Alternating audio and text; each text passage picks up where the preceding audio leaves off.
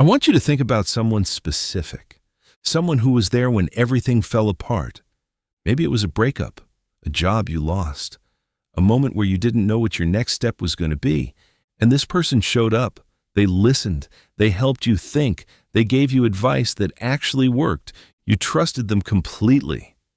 Now I want you to sit with this question and really feel it before you answer. After all that help, did you feel more capable? Did you feel like you couldn't make a single decision without them? Because if it's the second one, I need you to watch this entire video. The most dangerous people in your life don't arrive with red flags. They don't intimidate. They don't threaten. They don't make you feel small, at least not at first. They help. And by the time you realize what's been happening, you've already handed them the keys to your trust, your decisions, and your sense of who you are. In this video, I'm going to show you exactly how this works, using two frameworks that most people have never seen used together. By the end of this video, you'll be able to do one thing that most people never learn to do.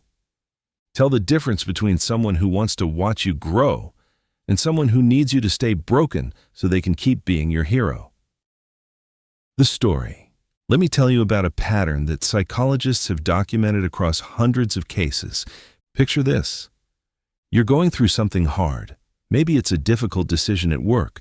You're unsure whether to take a new role or stay where you are. You feel stuck. Then someone in your life steps in. A colleague, a mentor, a close friend. They listen for a long time. They seem to understand the situation better than you do. They offer advice, good advice. You take it, and it works. So the next time you face a decision, you call them first. And they're always there, always ready, always happy to help. Months pass. Then one day you notice something strange. You can't make a simple decision. What to say in a meeting, whether to apply for a position, how to handle a conversation without first running it past this person. And when you try to decide on your own, you feel genuinely anxious. That's not a coincidence. Psychology Today published findings from clinical psychologists confirming that people high in covert narcissistic traits are, and I'm quoting directly, masters of strategic and calculated manipulation, hiding their agenda behind a mask of feigned altruism and kindness. The key word there is strategic. Because this didn't happen to you by accident. It was engineered. Here's the thing that makes this so hard to catch. It never feels like control. It feels like care.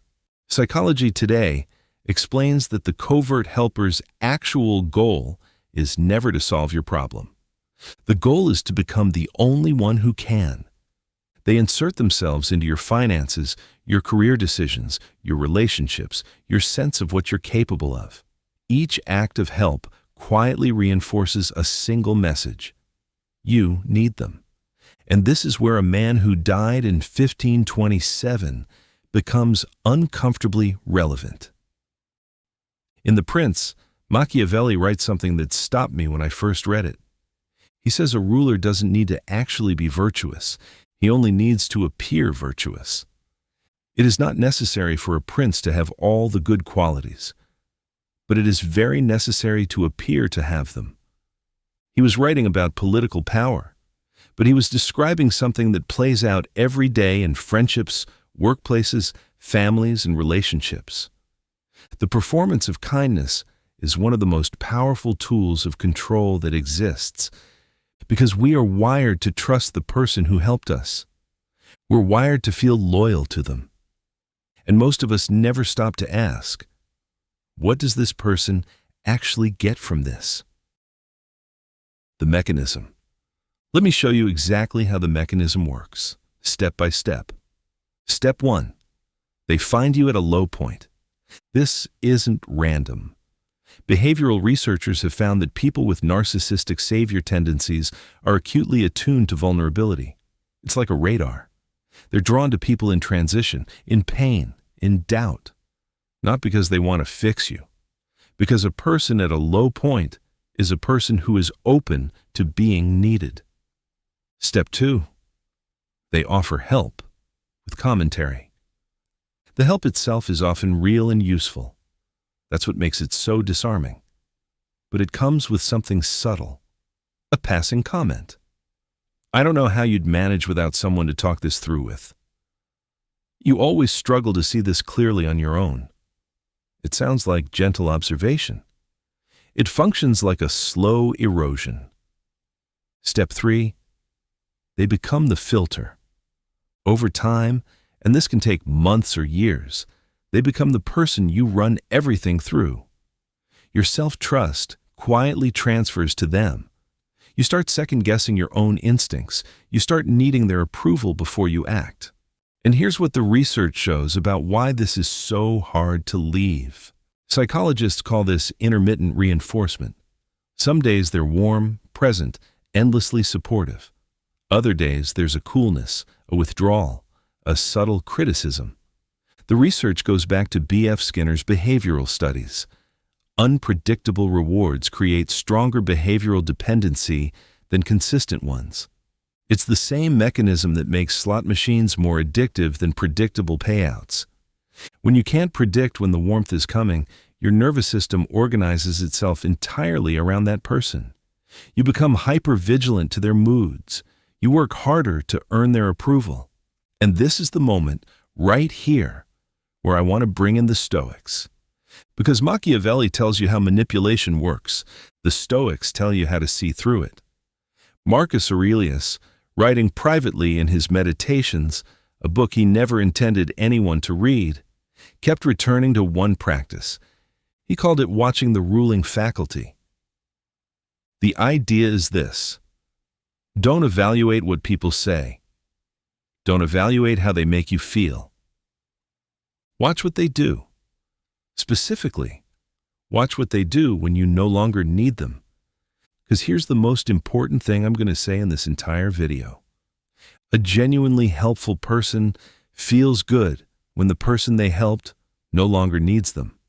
Read that again. Real help is always pointing you toward a version of yourself that is more capable, more independent, more confident in your own judgment. The masked helper? They feel threatened when you stop needing them. The warmth drops. The subtle punishments start. They find new problems for you to have, because your dependency was never a side effect of their help. It was the entire point. So now you have both lenses. Machiavelli. The appearance of kindness is one of the most deliberate tools of power. People manage it strategically. Most people never look past the performance. The Stoics. Train your attention to watch actions, not performances. Specifically, watch what happens when the mask has no function. Let me give you 3 questions. Every time someone offers you consistent help, run them through all 3. Question 1. Does this help increase your capability or your dependency? Here's the cleanest way I know to test this. Think about a mentor, a teacher, or a coach who genuinely helped you. When they explained something, did they explain their thinking? Did they ask what you thought? Did they seem genuinely pleased when you figured something out on your own? That's what building capability looks like. Now think about whether the person you're evaluating does the same thing, or do they just give you the answer? Do they subtly make you feel like figuring it out yourself would be risky?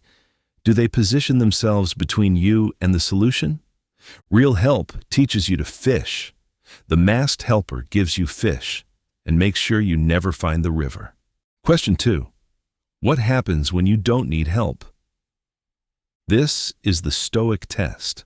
Marcus Aurelius writes, when you see someone doing something, ask yourself what their goal is.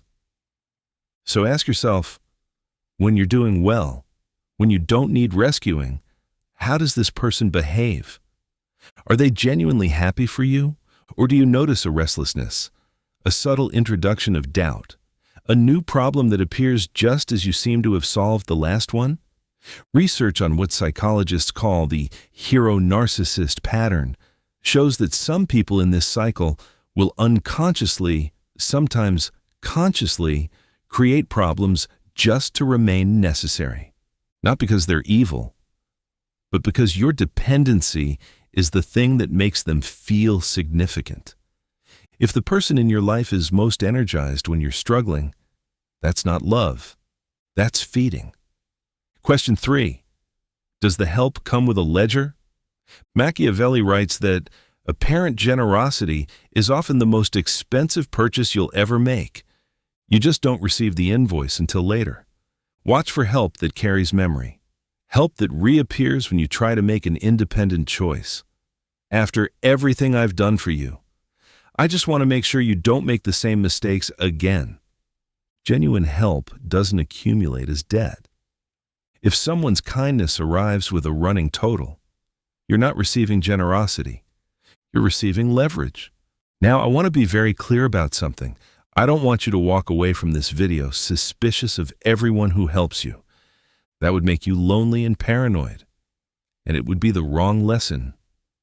Genuine kindness exists. Most people who help you are not running an agenda. Real care is real.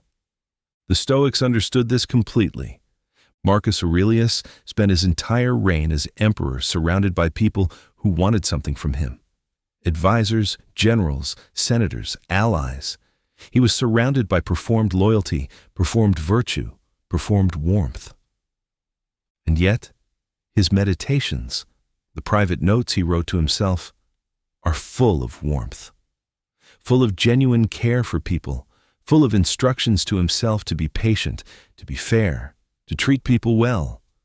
He didn't become cold. He became discerning.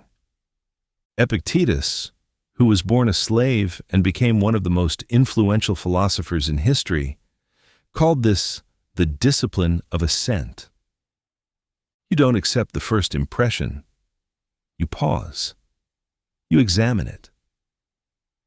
Is this impression accurate, or am I being moved by someone's performance?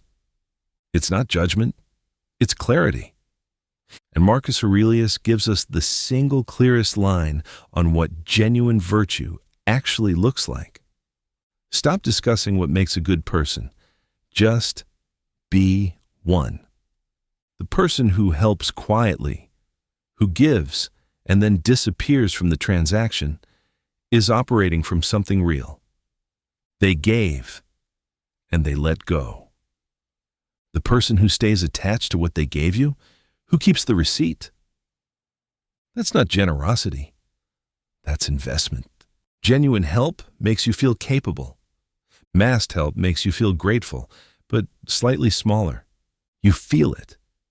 You've probably felt it before and dismissed it because the person was so warm, so present, so convincing. Don't dismiss it again.